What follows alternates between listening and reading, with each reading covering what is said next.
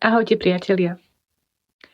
Vnímam to tak, že ak sa v určitom momente rozhodneme začať skúmať nás, seba samých, čo je vo vnútri nás, okrem tej persony, ktorú ukazujeme svetu a ktorá je priateľná pre tých ostatných, tak nám život ponúkne veľmi veľa ciest k tomu, aby sme začali zostupovať do svojho vnútra.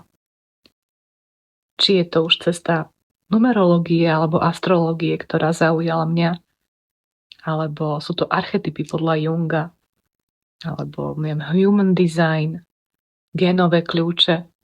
Všetko sú to nástroje, ktoré tu máme, alebo také barličky, ktoré nám, ktorí sa úplne stratili, pomáhajú zistiť, kto vlastne som.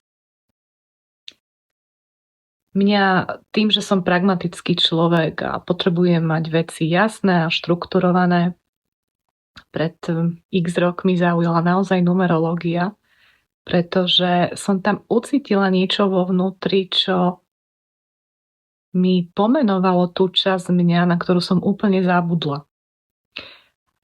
Je to prirodzený proces v detstve, keď vyrastáme, tak zistíme, že niektoré naše prejavy alebo časti, ktoré ukazujeme svetu, nie sú úplne dobré alebo prijaté rodičmi alebo autoritami. A my sa naučíme, je to úplne prirodzený evolučný proces, naučíme sa prispôsobiť alebo ukazovať tú časť nás, ktorá nám zabezpečí bezpečie, prijatie, že budeme niekam patriť.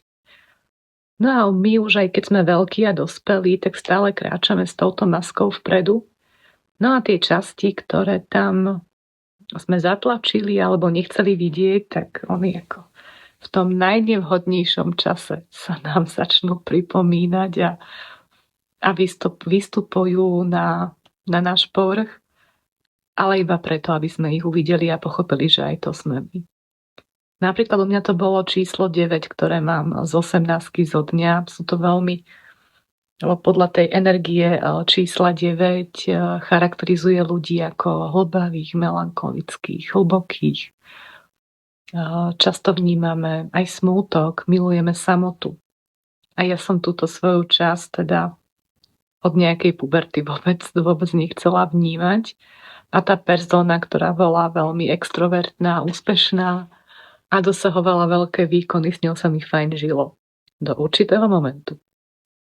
Takže ak aj vy si chcete pozrieť na to, alebo z iného uhla pohľadu na tú svoju osobnosť, tak vás pozývam na také stretnutie numerologicko-astrologické, kde astrológia už naozaj rozmeňuje úplne na drobné aj tie naše podosobnosti. Môže nám pomenovať potreby, ktoré potrebujú byť naplnené, potreby vnútorného dieťaťa. Vidíme to aj v numerológii, vieme tam vyčítať, čo sme potrebovali od maminy, ocina a aj v astrológii. A každý z nás máme tie potreby iné, pretože máme 12 znamení, 12 typov, archetypov, alebo teda archetypálnych území, na ktorých sa nachádzajú planéty a každá nám predstavuje inú potrebu. A nie je to dogma, nie je to písmo sväté, ale minimálne v tom rozhovore sa nám ponúknú otázky na premýšľanie, aby sme sa zamysleli, že tak napríklad ja mám Lunu v Škorpiónovi, takže tie emócie prežívam veľmi intenzívne, aj tie emócie nechcené. A nebudem to už potláčať, nebudem sa chcieť meniť. A minimálne vyskúšam si to zažiť už aj inak. Takže ak ste zvedaví, aké čísla máte vo svojom dátume narodenia, alebo aké archetypy od slnka, luny cez mysel, spôsob premýšľania, naše túžby alebo konanie, akým spôsobom príjmame požehnanie. Takže ak chcete vedieť, ako to máte vy a potom sa s tým tak pohrať, že či to je naozaj, alebo že či táto cesta nie je pre mňa, tak vás pozývam na také hodinové stretnutie. Ja vždy si pripravím krátku prípravu, ale rozprávame sa. Je to formou dialógu. Tak vás pozývam na cestu spoznávania seba.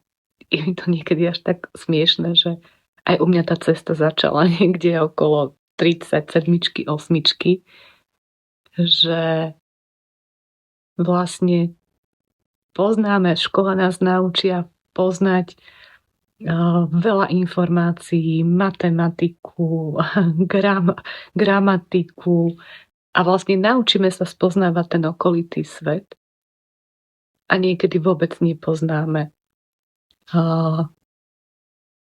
samého seba alebo čo vlastne si nesieme vo vnútri aj v tom našom podvedomí.